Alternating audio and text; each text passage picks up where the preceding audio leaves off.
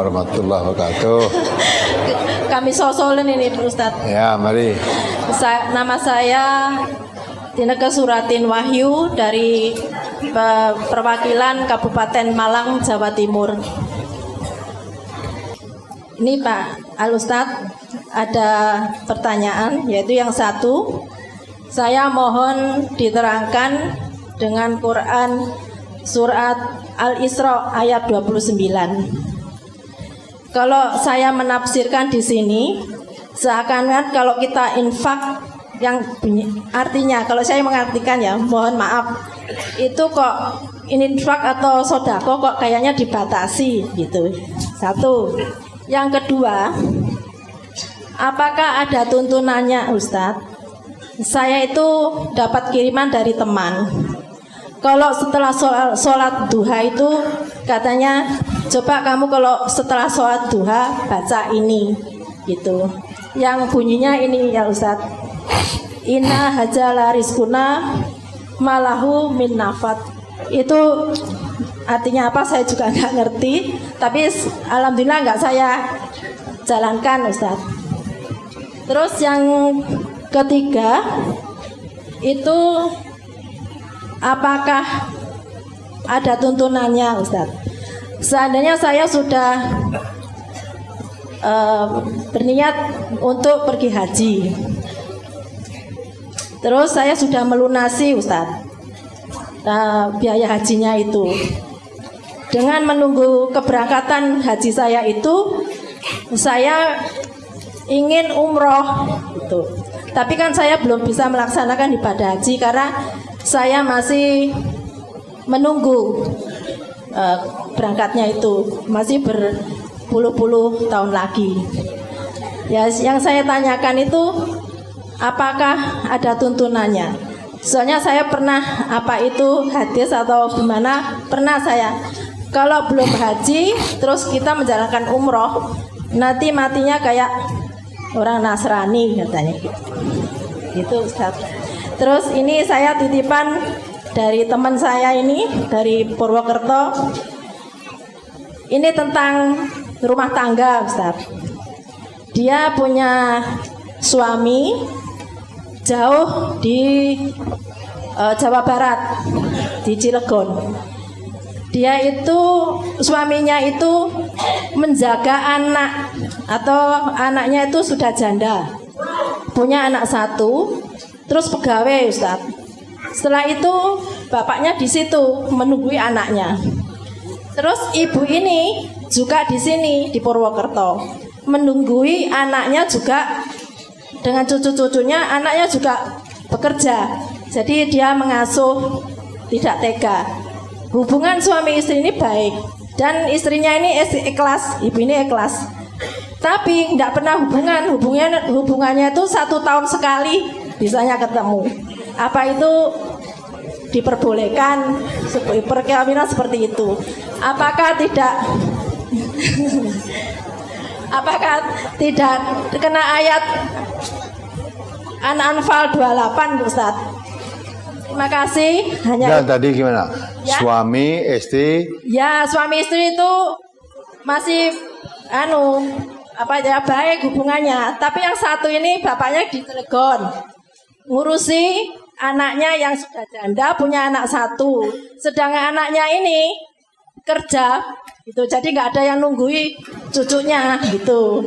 Terus yang ibunya ini ada di Purwokerto, juga menunggui cucunya dengan anaknya yang jadi ini kerja. Suami istri berpisah tempat. Ya, berpisah tempat. Satu nungguin cucu, satunya nunggu anak gitu. Gitu.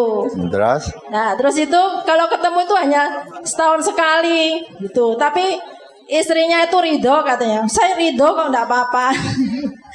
Terus saya bilang, saya tanyakan nanti jangan-jangan kena ayat ini An-Anfal 28, saya bilang itu.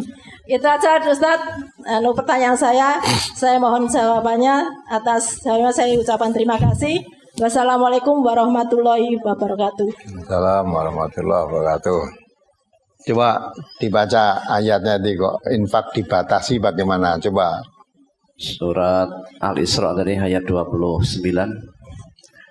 wala taj'al yadaka maghlulatan ila unukika wala tabsudha kullal basti fataqa'uda maluman mahsura. Dan janganlah kamu jadikan tanganmu terbelenggu pada lehermu, dan janganlah kamu terlalu mengulurkannya, karena itu kamu menjadi tercela dan menyesal. Ada natnya di situ. Maksudnya jangan kamu terlalu kikir dan jangan pula terlalu pemurah. Apa yang dibatasi yang mana? Hah? Semua itu terlalu berlebih-lebihan itu bang tidak boleh dalam Islam. Sholat berlebih-lebihan ya tidak boleh. Puasa berlebih-lebihan tidak boleh. Itu aja tuntunan, ya tak?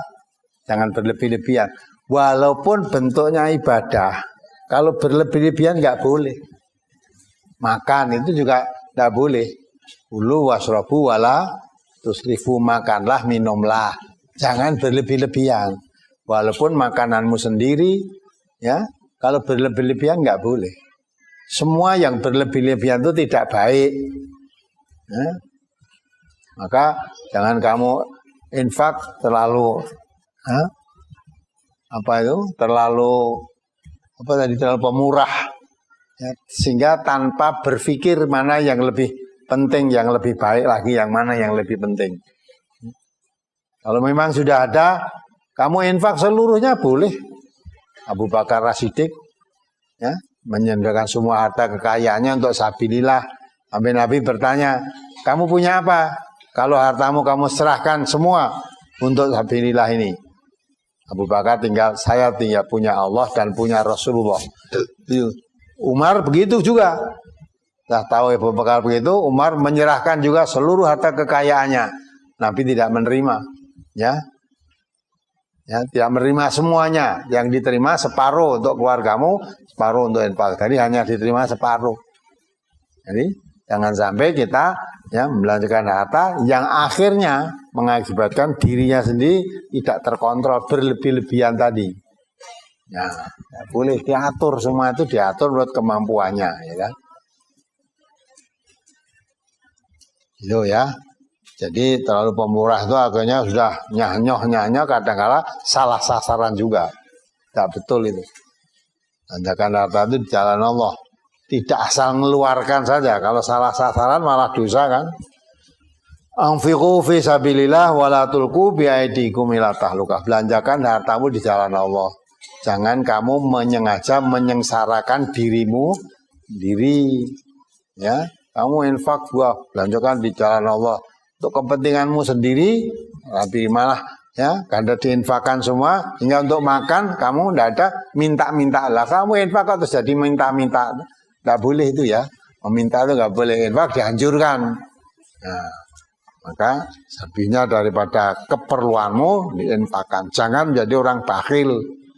Bakhil nggak boleh, terlalu pemurah juga tidak boleh. Terus yang kedua apa tadi? Setelah salat duha ini baca doa-doa. Nah, ya. Kalau memang itu dari temanmu yang mengirimi tadi ada riwayatnya, hadisnya, boleh aja diamalkan. Kalau tidak, wala takfu ma laisa laka bi ilmun. Akan dengan suatu ibadah yang kamu belum tahu ilmunya. Nah, kalau diberitahu oleh temanmu tadi disertakan dengan hadisnya riwayat siapa, sokeh, ya boleh diamalkan. Ya, tapi kalau hanya dikirimi, ya, bacalah doa ini tanpa didasarkan itu dari mana, ya enggak usah gampang diturut begitu, enggak. Masalah ibadah itu jangan sampai kita melakukan suatu bentuk ibadah yang kita belum tahu ilmunya, ya, belum tahu. Nah, diberitahu oleh temanmu, tapi temanmu hanya menyuruh aja, bacalah ini, bukan ini riwayatnya siapa, bacaan doa ini dari Nabi apa dari tidak diterangkan, ya berarti kan bukan ilmu itu. Ya gitu ya. Kemudian berumrah sudah haji, daftarkan lunas. Kemudian untuk menunggu haji nunggu berapa tahun gitu. Sebelum haji itu kalau umrah boleh apa tidak?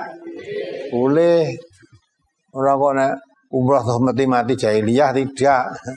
Yang mati seperti mati Yahudi dan Nasrani itu maksudnya orang yang sudah ada kemampuan haji tidak mau haji. Ada hadisnya kalau itu ya. Tidak mau berangkat haji padahal sudah ada kemampuan. Nah, terus kamu tidak mau haji, memang tidak mau haji sampai mati ya berarti matinya orang Yahudi dan Nasrani. Orang kok terus kamu umroh, matinya seperti Yahudi. Tidak, orang Yahudi dan Nasrani tidak pernah umroh. Ya, tidak umroh. Jadi maksudnya kalau kamu mau haji sudah tinggal tunggu saat, ya, ada uang, ada dana, ada waktu, kamu sehat, mau umroh boleh saja. Tapi yang perlu diketahui, yang wajib itu haji apa umroh? Rukun Islam itu yang wajib haji.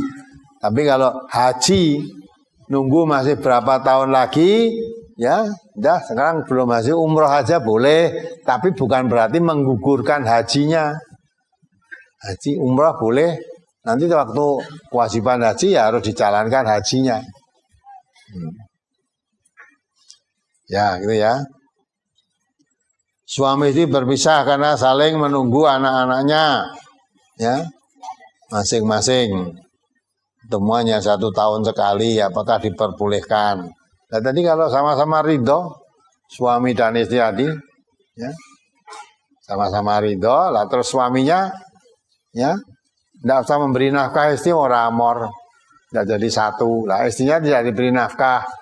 Kalau mau ridho, cara keluarga suami istri seperti itu tidak nurut tuntunan, tidak nurut tuntunan.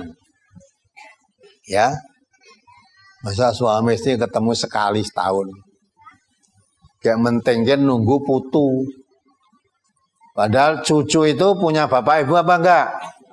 Punya, ini tanggung jawab bapak ibu nih. Masa ninggal ke suaminya radurusi untuk ngurusi cucu tuh. Ya.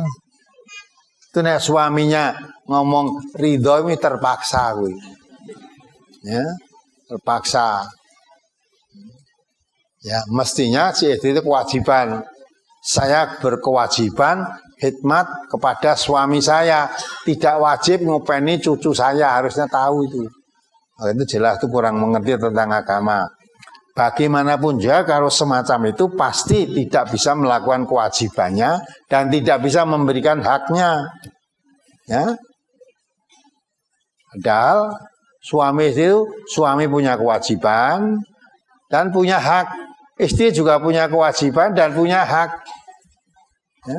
Kalau tidak lakukan kewajibannya, tidak lakukan haknya, berarti dolim. Tidak adil itu. Karena dolim itu lawannya adil. Kalau orang yang adil, yaitu saya sebagai suami punya kewajiban.